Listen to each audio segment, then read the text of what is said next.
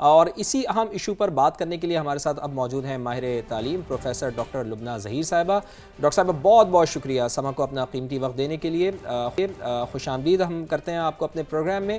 اور سوال ہمارا آپ سے یہ ہے کہ پنجاب میں نرسری سے 12ویں جماعت تک نصاب کو 2 مرحلوں میں تبدیل کرنے کا یہ جو فیصلہ کیا گیا ہے، گزشتہ تعلیمی پالیسیوں کے تناظر میں آپ کی نظر میں کس حد تک ضروری اقدام ہے؟ بسم اللہ الرحمن الرحیم، بہت شکریہ سما ٹی وی کا اس اہم موضوع پر بات کرنے کے لیے اور بات کرنے کے لیے مجھے موقع فراہم کرنے کے لیے بھی۔ گزارش یہ ہے کہ تبدیلی تو اگر پازیٹیو اور مثبت طریقے سے لائی جائے تو اچھی ہوتی ہے۔ دیکھیے جو ہمارا نصاب تعلیم ہے اس کے بارے میں اکثر ہم یہ ذکر سنتے رہتے ہیں کہ یہ جدید تقاضوں کے مطابق نہیں ہے، اور ہم یہ بھی سنتے رہتے ہیں کہ کریکلم کو نصاب کو یہاں پہ ریوائز نہیں کیا جاتا، اور برسوں سے جو پرانا نصاب پڑھایا جاتا ہے ہم اسی روٹین سے وہ نصاب پڑھتے ہوئے اپنے بچوں کو بھی دیکھ رہے ہیں۔ اس بات پہ اکثر تنقید ہوا کرتی تھی، اور اب بھی جب بھی یہ معاملہ زیر بحث آتا ہے تو ہم کہتے ہیں کہ نصاب کو ریوائز کرنا چاہیے۔ اب اگر حکومت پنجاب نے اور پیکٹا نے یہ ڈیسیژن لی ہے کہ نصاب کو ریوائز کیا جائے گا اور 2 مرحلوں میں کیا جائے یا 4 مرحلوں میں کیا جائے، اچھی بات یہ کہ اس کو ریوائز کیا جا رہا ہے۔ اور ابھی تو بالکل محدود معلومات ہمارے سامنے آئے ہیں جس کے مطابق کہا یہ جا رہا ہے کہ نصاب کو ریوائز کیا جائے گا، اور زیادہ فوکس اس چیز پہ رکھا گیا ہے کہ یہ جو نصاب تعلیم ہے یہ زیادہ برڈنڈ بچے فیل کرتے ہیں، اس کی مقدار زیادہ ہے، اس کی کوانٹٹی زیادہ ہے، تو کوانٹٹی کم کرنے کی بھی بات کی جا رہی ہے۔ مجھے کوانٹٹی سے زیادہ ایشو نہیں ہے، اس کو کم کرے یا اس کو زیادہ کرے مجھے اس سے ایشو نہیں ہے۔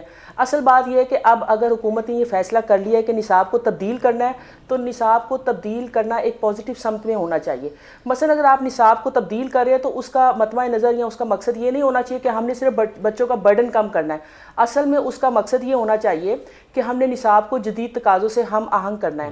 ہم نے بچوں کو وہ تعلیم دینی ہے جو آج کے دور میں ضروری ہے، ہم نے بچوں کو وہ چیز پڑھانی ہے جو ترقی یافتہ ملکوں میں پڑھائی جا رہی ہے، اور اس حوالے سے اگر کوئی تبدیلی کرتے تو مجھے لگتا ہے پازیٹیو چیز ہے۔ لیکن اگر یہ تبدیلی just for the sake of تبدیلی کی جا رہی ہے اور ہم صرف یہ سوچتے ہیں کہ بستے اور بیگ جو ہیں وہ بڑے ہو گئے ہیں، بچوں کو ان کو چھوٹا کرنا ہے، یہ بھی ویسے اس معاملے کو بھی غور کرنا چاہیے، لیکن میرا خیال میں صرف یہی آبجیکٹیو نہیں ہونا چاہیے۔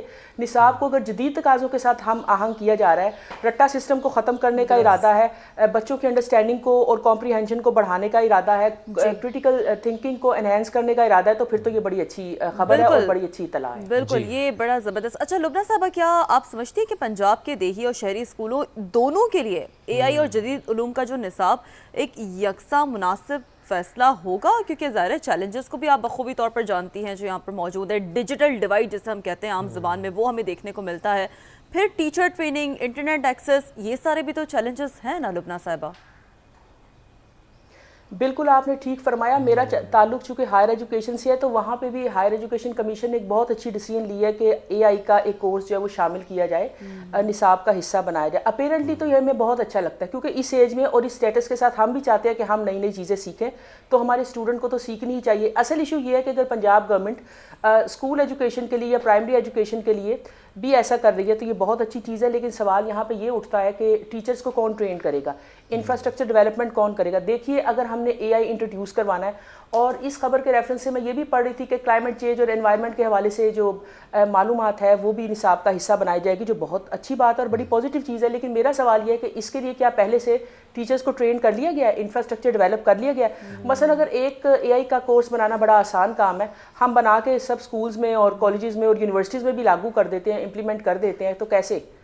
مطلب پڑھانا تو کسی ٹیچر نے، آپ نے سالوں لگا کے یا مہینوں لگا کے اس ٹیچرز کی ٹریننگ کی ہے جنہوں نے یہ کورسز پڑھانے ہیں، تو میرا خیال میں اس حوالے سے بھی غور ہونا چاہیے۔ اور جیسے آپ نے ڈیجیٹل ڈیوائسز کی بات کی، یہ بہت آسان ہوتا ہے کہ ہم نے کمپیوٹر سائنس پڑھانی ہے، ہم نے آرٹیفیشل انٹیلیجنس پڑھانا ہے۔ آرٹیفیشل انٹیلیجنس پڑھانا، کمپیوٹر سائنس پڑھانا، کلائمیٹ چینج پڑھانا ایک پروسیس کا نام ہے۔ کورس ڈیولپ کر لینا، کورس آؤٹ لائن بنا لینا تو بہت آسان ہے، وہ تو ہم کاپی پیسٹ کر کے بھی بنا لیں گے تو بالکل ریلیونٹ ہوگی۔